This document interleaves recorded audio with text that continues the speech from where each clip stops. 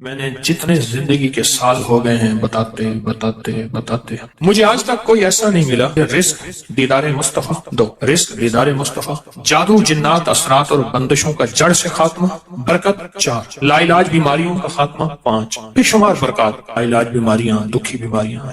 زندگی میں اس کے بہت تجربات، بہت کمالات، جس نے بھی یقین سے پڑھا اللہ پاک نے اس کے لیے نہریں کھول دی، صحت کی بھی، رزق کی بھی، عزت کی بھی، برکت کی بھی، عطا کی بھی، شفقت کی بھی۔ میں ابھی سفر میں تھا تو ایک صاحب مجھ سے کہنے لگے تنخواہ آتی ہے ختم ہو جاتی ہے، کیا کروں؟ میں نے کہا 129 دن مجھے دے دے اور دے اللہ کے لیے، میں جیسے کہوں ویسے کر۔ 129 ٹافیاں لے لے، ہر ٹافی پہ صبح شام ایک بار سورۃ کوثر پڑھ، ہر ٹافی پہ صبح شام ایک بار سورۃ کوثر، بس ہر ٹافی۔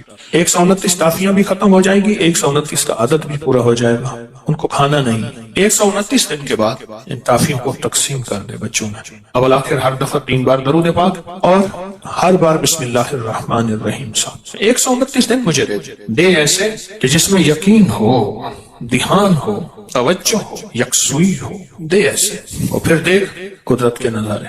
مجھے ایک صاحب کہنے لگے میں نے یہ 129 دفعہ کا صبح شام کا عمل 129 دن کیا، کہا کہ ابھی 129 دن میں 2 دن باقی تھے، میں نے تاریخ لکھ کے رکھی تھی، ابھی 2 دن باقی تھے 129 دن میں، تو میں نے خواب دیکھا 129 فرشتے ہیں، ہر فرشتہ میرا ہاتھ تھام کے مجھے کوئی ایک برتن ہے وہ دینا چاہتا، آخر ان میں ایک طاقتور فرشتہ ان میں سبقت پا گیا، طاقتور فرشتہ، اس نے میرا ہاتھ تھاما اور ایک برتن دیا، کہا کہ برتن ایسے نرم تھا جیسے کوئی پھل ہوتا ہے، لیکن جب میں نے اس میں کھولا تو اس میں 129 موتی تھے، اور کہا مجھے، تو میں نے ان سے کہا یہ 129 موتی کس لیے ہیں؟ کہا کہ تو نے جس یقین، دھیان، توجہ سے یہ عمل پڑھا، یہ 129 برکات عرشوں سے آئی ہیں۔ اور آگے جو لفظ کہا وہ ذرا سننے کا ہے، فرمایا جس کے لیے اللہ کی ایک برکت بھی آ جائے تو اللہ اس کی نسلوں کو پل کے دکھاتے ہیں، اور تیرے پاس 129 برکتیں آئیں گی، اس کو سنبھال کے رکھنا اور اس کو پڑھنا نہ چھوڑنا۔ یہ نصیحت کی انہوں نے مجھے کہ اس کو پڑھنا نہ چھوڑنا اور اس کو سنبھال کے رکھنا۔ آپ کو سوچیں 129 بار سورۃ کوثر پڑھنے میں کتنا وقت لگتا ہے، 5 منٹ، 10 منٹ، 15 منٹ، 20 منٹ، 1 گھنٹہ، 2 گھنٹے، کتنے لگتے ہیں؟ ایک صاحب کہتے ہیں 8 منٹ، ایک کہتے ہیں 15 منٹ، 20 منٹ، چلو میں 20 منٹ لیتا ہوں۔ 24 گھنٹوں میں اگر 20 منٹ اپنی اور اپنی نسلوں کے لیے صبح دے دیں اور 20 منٹ اپنی اور اپنی نسلوں کے لیے شام کو دے دیں، سودا مہنگا ہے۔ ایک بات ذہن نشین رکھیے گا، آنے والا وقت اتنا مشکل ترین وقت آ سکتا ہے، اتنا مشکل ترین وقت کہ مہنگائی، روزی روٹی، رزق، انتہائی مشکل وقت ہے آنے والا۔ کوئی خوش قسمت انسان ہوگا جو آنے والے وقت میں کہے گا کہ میرا رزق کشادہ ہے، میرا رزق کشادہ ہے، میرا رزق کشادہ ہے، الا ما رحم ربی، جس پہ اس کی رحمت ہوگی کہ میرا رزق کشادہ ہے۔ چند سالوں میں جو مہنگائی ہوئی ہے، کیا یہ ہمارے گمان میں تھی، خیال میں تھی، سوچوں میں تھی؟ یہ بادشاہ کا قصور تو نہیں ہے، یہ تو عرشوں سے فیصلے ہوئے ہیں۔ میں ایک آپ کو یقینی بات بتاؤں، آپ اس مہنگائی سے نہیں گزر رہے جس مہنگائی سے دنیا کے ملک گزر رہے ہیں، یہ میری بات حقیقت ہے۔ جب انسان باہر نکلتا ہے پتہ چلتا ہے یہ کیا، جس پہ اللہ چاہے اس میں مہنگائی کا اثر ہی نہ ہو۔ سورۃ کوثر آ گئی تو پھر تو سمندر کیا، دریا کیا، نہر کیا، کائنات آ گئے، اور یہ دریا ہمارے بتانے کے ہیں، یہ دریا ہے، دنیا کے بڑے بڑے دریا موجود ہیں، یہ ہمارے سمجھانے کے لیے ہیں۔ جو اللہ کے خزانے کے دریا ہیں وہ کون پہچان سکتا ہے، وہ کون جان سکتا ہے، وہ کس کی سمجھ میں آ سکتی ہے کہ اللہ کے خزانے میں کتنے بڑے دریا ہیں۔ آپ کی زبان پہ سورۃ کوثر آئی ہے تو معلوم ہوا کہ اللہ کوثر کے خزانے آپ کو دینا چاہتے ہیں تو زبان پہ جاری کیا ہے۔ عطا اس وقت ہوتی ہے جب اوپر سے شفقت ہوتی ہے، اور جب شفقت ہوتی ہے پھر عطا ہوتی ہے۔ سورۃ کوثر آئی ہے۔ پرانی بات ہے، ایک صاحب مجھے ملے، کہے آپ سورۃ کوثر بتاتے ہیں، میں جو بتاتا ہوں۔ مجھ سے کہنے لگے کہ میرے والد کہتے تھے کہ میرے پردادا، اس وقت میں چھوٹا سا تھا، میرے والد کہتے ہیں کہ میرے پردادا، والد کہتے ہیں میں اس وقت چھوٹا سا تھا، میرے پردادا کہتے تھے بیٹا کبھی روزی روٹی کا فکر نہ کرنا، کبھی فقر اور غربت کا فکر نہ کرنا، کبھی قرضوں کا فکر نہ کرنا، اور کبھی تیرے اوپر جادو کوئی حملہ آور ہو، دنیا کا کوئی بڑا جادوگر ہے اس کا فکر نہ کرنا۔ کس کو کہتے تھے؟ میرے والد کے والد کو، میرے دادا کو پردادا کہتے تھے، اور کہتے تھے میں چھوٹے ہوتے ہوئے سنتا تھا دلیل یہ دیتے تھے کہ اس کا فکر نہ کرنا، اس کا فکر نہ کرنا، اس کا فکر نہ کرنا۔ اس کی دلیل کیا دیتے تھے؟ دلیل یہ دیتے تھے کہ بیٹا میں نے سورۃ کوثر پڑھی ہے اور خوب پڑھی ہے، اور سورۃ کوثر میں یہ سارے وعدے موجود ہیں، اور میں نے اپنی نسلوں کی نیت کر کے پڑھی ہے۔ اللہ سچا، اس کے وعدے سچے، لہذا پریشان نہ ہونا۔ مجھ سے کہنے لگا کہ اب میں بوڑھا ہو رہا ہوں اور میرے پوتے ہو گئے ہیں۔ پھر اس نے نسلیں گنوائی، میرا پوتا، میرا بیٹا، میں 3، ابا 4، ابے کا ابا 5، اور وہ بتانے والا 6۔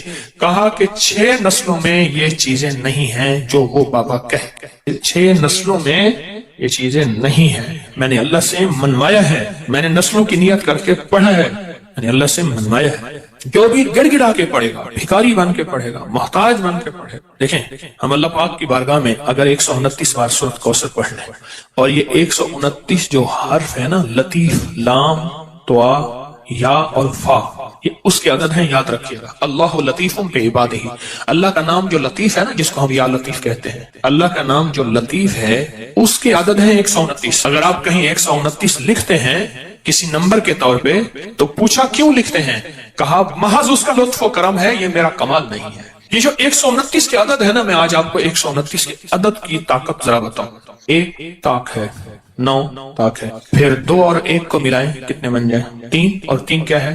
اس میں ایک اور چیز بتاؤں، جس عدد میں 1 اور 9 آئے، جہاں بھی عدد میں 1 اور 9 آئے، فرمایا بسم اللہ الرحمن الرحیم کے 19 کیا حروف ہیں، اور جہنم کے وہ 19 فرشتے جو سزا دینے والے ہیں۔ جو بندہ ان 19 حروف کو پڑھے گا، پڑھے میرے ساتھ، بسم اللہ الرحمن الرحیم، یہ 19 حروف اس کی حفاظت کریں گے، اور صرف بسم اللہ الرحمن الرحیم کے پڑھنے سے 129 کی عدد کی طاقت ہے، اور 129 کا عدد اس کی لطف اور کرم کو بیان کر رہا ہے۔ جو بندہ 129 کے عدد میں کوئی چیز پڑھتا ہے کہ سورۃ کوثر 129 ہے، وہ اصل میں یہ کہہ رہا ہے کہ مولا اس کی زبان پہ جاری ہونا بھی تیری کریمی ہے، اس کا پڑھوانا بھی تیرا فضل ہے اور تیرا لطف اور کرم ہے، اور اس کی تاثیر ایک وہ ہے جو میرے علم میں ہے، ایک وہ ہے جو تیرے علم میں ہے۔ یہ بھی بڑی اہم بات ہے، ایک وہ ہے جو میرے علم میں ہے، میں نے معلومات لی، تسبیح خانے سے سنی، کتابوں میں پڑھی، بڑوں سے سنی، کسی کتاب میں پڑھا، کسی تحریر میں پڑھا، میرے دل میں وجدان پیدا ہوا۔ ایک وہ ہے جو میرے علم میں ہے، ایک وہ ہے جو تیرے علم۔ تو اللہ تیرا علم کامل ہے، اس کے پڑھنے کی وہ طاقت بھی عطا فرما جو تیرے علم میں ہے، وہ تاثیر بھی عطا فرما جو تیرے علم میں ہے۔ کیوں؟ ہونا تیری سب کچھ رحمت اور تیرے لطف و کرم سے ہے۔ یہ 129 کا عدد اس کی رحمت کو بول رہا ہو، اس کی عطا کو بول رہا، اس کی شفقت کو بول رہا، اس کی شان کریمی کو بول رہا۔ اور پھر وہ ایک صاحب نے مجھے جو سچا خواب سنایا تھا، برتن تھا ایسے نرم جیسے پھل ہو، اس میں 129 موتی تھے، اور وہاں کہنے والے نے کہا یہ 129 موتی دراصل 129 برکات ہیں۔ جب کسی سے برکتیں لٹ جاتی ہیں، جب کسی سے برکتیں چلی جاتی ہیں، اس وقت وہ بندہ پھر سچا ویران ہو جاتا ہے۔ جب برکتوں کے دروازے کھلتے ہیں، پھر زمین اور آسمان کے خزانے اس کے لیے وسیع ہوتے ہیں۔ جب برکتوں کے دروازے کھلتے ہیں، بزرگ تھے دعا کر رہے تھے، بابا جی دعا کر رہے تھے کہ اللہ مجھ سے دولت چھین لینا، مجھ سے ملک اگر چھیننا ہے چھین لینا، اللہ مجھ سے صحت چھین لینا، میں شکوہ نہیں کروں گا، تیری عطا ہے، تو جس کو دے، جس سے لے لے، لیکن اللہ مجھ سے برکت نہ چھین۔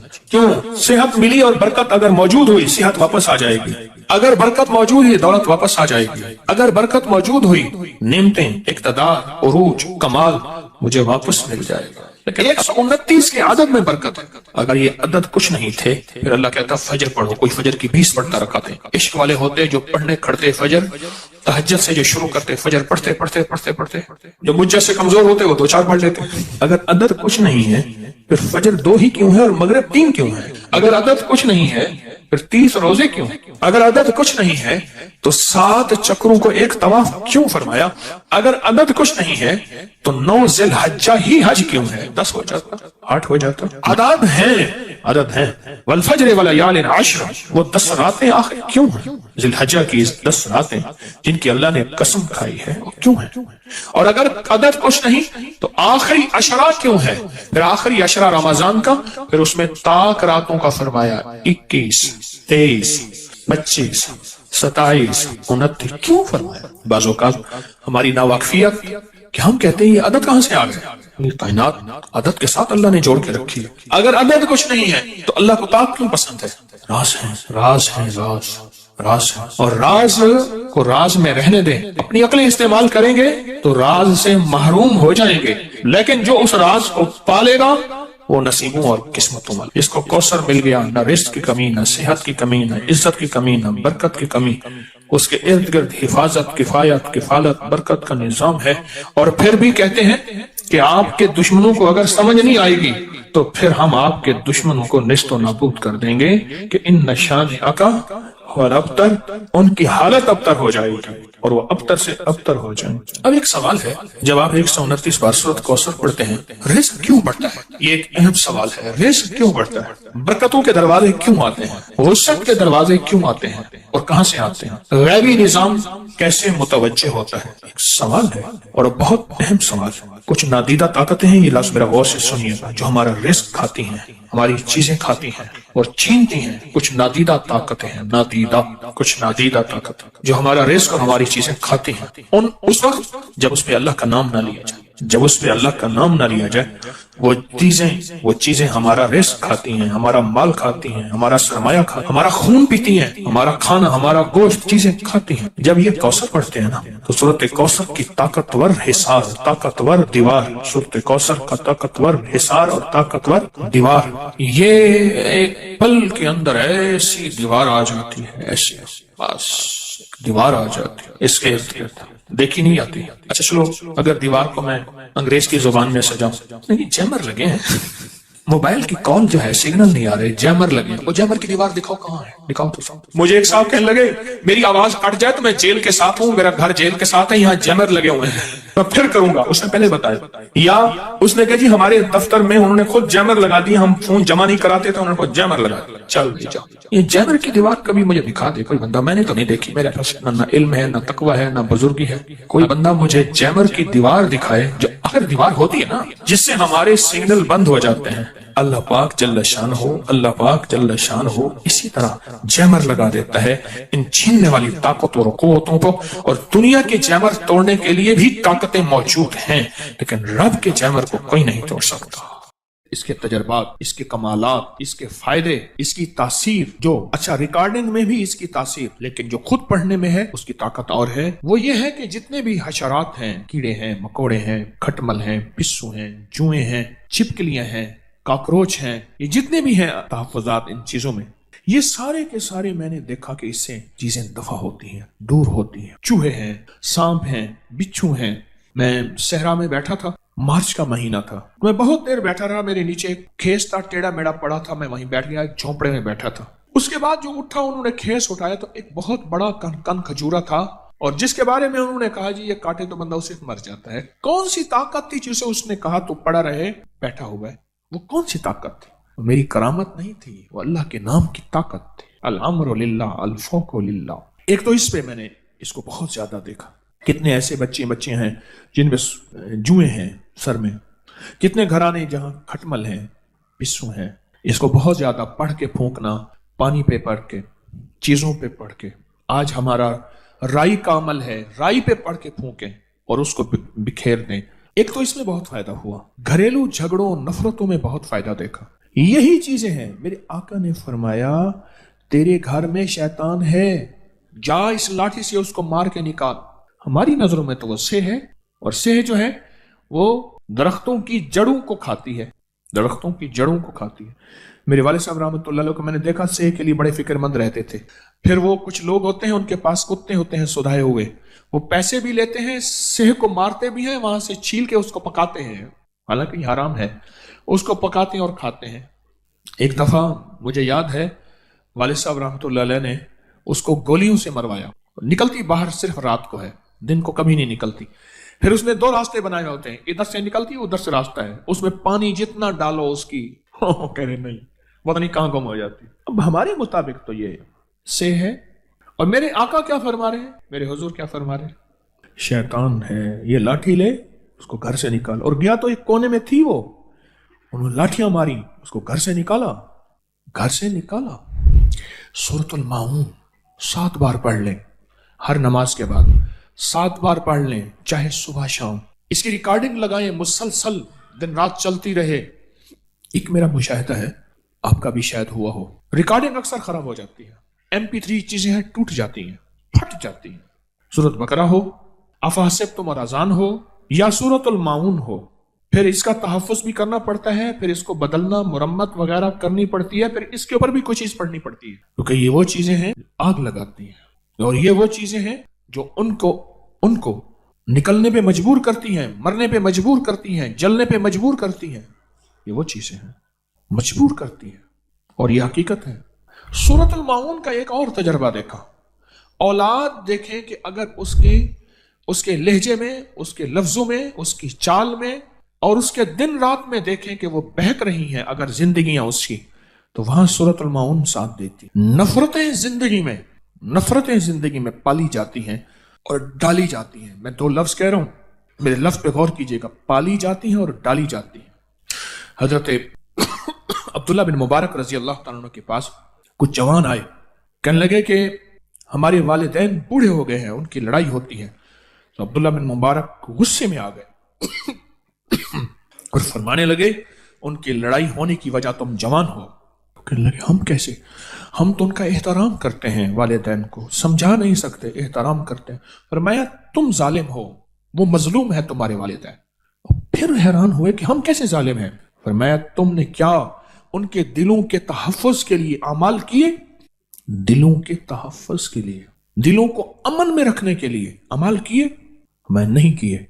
कहा तुम्हारी बेतवज्जी से उनके दिलों के अंदर शैतान वसवसे डाल रहा। जिसको एक बहुत बड़े आदमी ने एक लफ्ज कहा था, मुझे अच्छा लगा। फरमाया दोस्तों की गफलत दुश्मन की असल फतह। बड़ा लफ्ज अजीब लगा मुझे। फिर सुने, दोस्तों की गफलत, औलाद की गफलत दुश्मन की असल फतह होती है। क्या तुमने उनके दिलों को तहफ़्फ़ुज़ दिया, अमन दिया? क्या तुमने उनके आपस के दिलों को पहरे दिए अमाल के जरिए? क्यों नहीं दिए? तुम जालिम हो। अब्दुल्ला बिन मुबारक फरमाने लगे तुम जालिम हो। औलाद को कहा तुम जालिम हो। सूरतुल माऊन हमारे लिए तहफ़्फ़ुज़ है, जहां और अमाल हैं, जहां और जिक्र है, जहां और तस्बीहात हैं, सूरतुल माऊन हमारी जिंदगी में एक तहफ़्फ़ुज़ है। नस्लों का तहफ़्फ़ुज़ है, नफरतों के लिए तहफ़्फ़ुज़ है, दिलों के आपस में मिलाने के लिए, दिलों के जोड़ के लिए। क्यों? असल में सूरतुल माऊन में सारी की सारी अल्लाह की तरफ से जो है डांट है, डांट। अरायतल्लज़ी युकज़्ज़िबु बिद्दीन, हमारा नाम लेते हैं और हमारी हुदूद से निकलते हैं। फ़ज़ालिकल्लज़ी यदउल यतीम, वो यतीम को धक्के देते हैं। फ़ज़ालिकल्लज़ी यदउल यतीम वला यहुज़्ज़ु अला तआमिल मिस्कीन, मिस्कीन को खाना नहीं पूछते। फ़वैलुल लिल मुसल्लीन, बर्बादी है, वैल जहन्नम की वो वादी है जो सबसे खतरनाक है। अल्लज़ीना हुम अन सलातिहिम साऊन, जो अपनी नमाज दिखावे के लिए पढ़ते हैं। सारा मजमा बैठा हुआ, ये नमाज़ें लंबी रकात करके खड़ा हुआ है। लंबी रकात कर रहा था तो बंदा तारीफ कर रहा था, देखो नमाज कैसी पढ़। नमाज में कहते हैं इसको बताओ मैंने हज भी किया है। अल्लाह कहते हैं इनके लिए तबाही है। वैलुल लिल मुसल्लीन अल्लज़ीना हुम अन सलातिहिम साहून अल्लज़ीना हुम यराऊन व यमनऊन अल माऊन, कि वो कोई चीज अगर उनसे मांगी जाए वो उनके पास है, माऊन कहते हैं ऐसी जरूरत की, वो नहीं देते। इस सारी सूरत में अल्लाह की तरफ से डांट है, सख्ती है। और हैरान होंगे इस डांट को न सांप बर्दाश्त कर सकता है, न शेर बर्दाश्त कर सकता है, न हशरातुल अर्ज़ बर्दाश्त कर नहीं सकते। अल्लाह की इस अल्लाह पाक जल्ल शानहू की इस वार्निंग को कोई बर्दाश्त नहीं कर सकता। और वो जगह छोड़ जाते हैं, वो इलाके छोड़ जाते हैं, वो निजाम छोड़ जाते हैं। एक इंसान है जिसके ऊपर असर नहीं होता, एक इंसान है जिस पे असर नहीं होता। घरेलू जिंदगी इससे पुरसकून हो जाती है, राहत कदा बन जाता है। सारे घर का निजाम, उसमें राहत आती है। 7 बार पढ़ के घर में फूंक दे, हर नमाज के बाद पढ़ के फूंक दें, सुबह शाम पढ़ के फूंक दें, वक्तन वक्फे वक्फे से पढ़ के फूंक दें।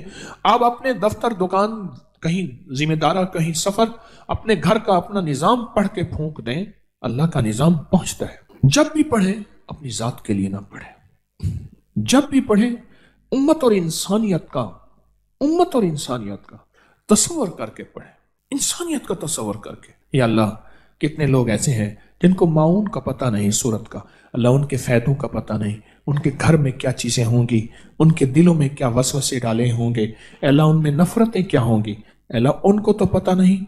लेकिन मैं अपना हक अदा करता हूं कि जितने भी लोग हैं اللہ سب کو چین دے دے، سکون دے دے، راحت دے دے، جس کو کہتے ہیں سب کی خیر، سب کا بھلا۔ اللہ وہ راحتیں، اللہ وہ برکتیں، عافیتیں دے دے ہمارے جی میں اس صورت کو پڑھ کے سب کے لیے راحت اور برکت اور عافیت کا تصور ہو۔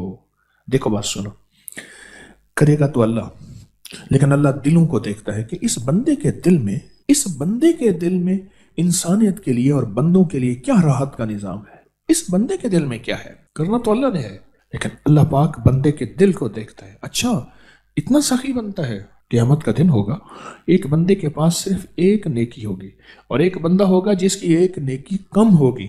وہ ایک نیکی کے لیے سارے رشتہ دار اور سارے تعلق والے اور سب سے پھرے گا، کوئی سے ایک نیکی نہیں دے گا، کوئی ایک نیکی نہیں دے گا۔ تو ایک بندہ ملے گا، اس کے پاس تھی ہی ایک نیکی، کہنے لگا میرا تو چلو جو ہو سا ہو گیا، یہ ایک نیکی تو لے جا، خوشی خوشی آئے گا۔ اللہ پاک باوجود جاننے کے بلائیں گے، دونوں کو سامنے کھڑا کریں گے، سامنے کھڑا کر کے فرمائیں گے اس بندے کو تو مجھ سے بڑا کریم بنتا ہے، تو نے اس کو آج کے وقت میں ایک نیکی دی جب کوئی اس کو ایک نیکی دینے کو تیار نہیں تھا۔ جاؤ تیری اس مزاج کی کریمی سے، اس کی کریمی سے میں نے دونوں کو معاف کیا، دونوں کو جنت میں بھیجا۔ ایک بات اور بتاؤں، فرمایا جب بندہ کسی دوسرے کے لیے مانگتا ہے، ایک ہے اپنے لیے، ایک دوسرے کے لیے مانگتا ہے، دائیں کندھے پہ ایک فرشتہ بیٹھا ہے، وہ کہتے ہیں اللہ پہلے اس کو دے، اور جس صرف اپنے لیے مانگتا ہے اس وقت وہ فرشتہ نہیں کہتا۔ آپ سنیں، جب بندہ کسی دوسرے کے لیے مانگتا ہے تو دائیں کندھے پہ ایک فرشتہ بیٹھا ہے، وہ کہتے ہیں اللہ پہلے اس کو دے۔ کیوں؟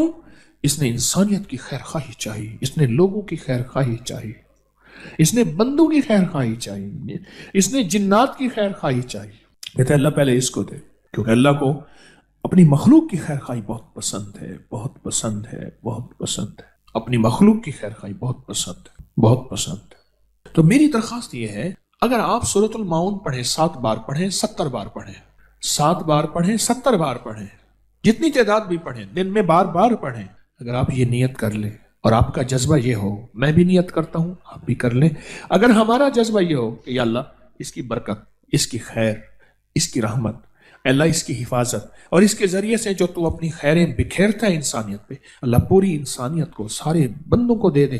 غاروں میں رہنے والا ہے، پہاڑوں میں رہنے والا ہے، صحراؤں اور جنگلوں میں رہنے والا ہے، جسے سورۃ المعون آتی نہیں اور اس کے فائدے کا علم نہیں، اللہ ہر بندے کو یہ عطا کر دے۔ سورۃ مزمل آپ صبح شام صرف ایک بار پڑھیں گے، توجہ سے سنیے گے، کاروبار کی برکت کے لیے، کاروبار کی خیر کے لیے اور کاروبار کی ترقی کے لیے سورۃ مزمل ایک بار پڑھیں گے۔